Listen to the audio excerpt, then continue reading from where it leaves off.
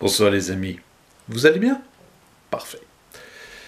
La vidéo de ce soir a pour objectif de revenir sur un constat désarmant qui est tombé il y a quelques jours.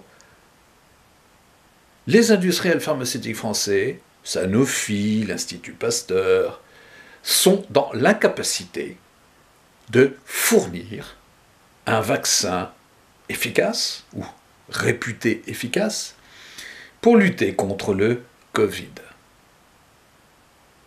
Pour résumer, la France est incapable de créer un vaccin et, en quelque sorte, la France se fait virer de la concurrence par des sociétés étrangères, des sociétés américaines, des sociétés allemandes, des sociétés...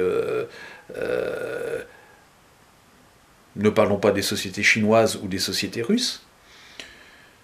Enfin, il y a quelque chose qui ne va pas, là. Ça fait des décennies qu'on nous bassine avec une excellence à la française, et il arrive une situation de crise, et la France ne sait pas répondre. Il y a, comme qui dirait, quelque chose qui ne va pas. Rendez-vous compte, chaque année, le système français forme des scientifiques. Nous sommes d'accord? Ça coûte très cher. C'est financé en grande partie sur la base de nos prélèvements, de nos impôts. Et au final, il se passe quoi? Quand ces scientifiques arrivent sur le marché, diplôme, thèse acquise, que se passe-t-il? Il n'y a pas 36 hypothèses, il n'y a pas 36 alternatives, il n'y en a que deux. Soit ils restent patriotes, ils s'engagent dans la filière de la recherche, mais à la française.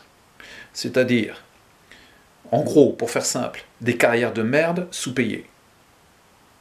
Soit ils se font conquérir par les réalités du système américain ou des systèmes étrangers, c'est-à-dire un pont d'or, la promesse d'avoir accès très vite à un laboratoire dernier cri, et voilà le résultat. Les meilleurs des cerveaux partent à l'étranger, les autres, les plus scrupuleux, les plus honnêtes, ça ne veut pas forcément dire que ce sont les plus mauvais, bien au contraire, il faut quand même leur rendre hommage. D'autant plus qu'ils choisissent de subir le système français.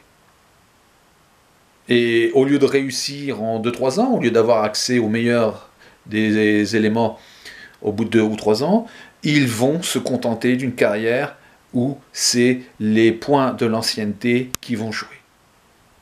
Comment voulez-vous être stimulé? Comment voulez-vous que ce soit porteur?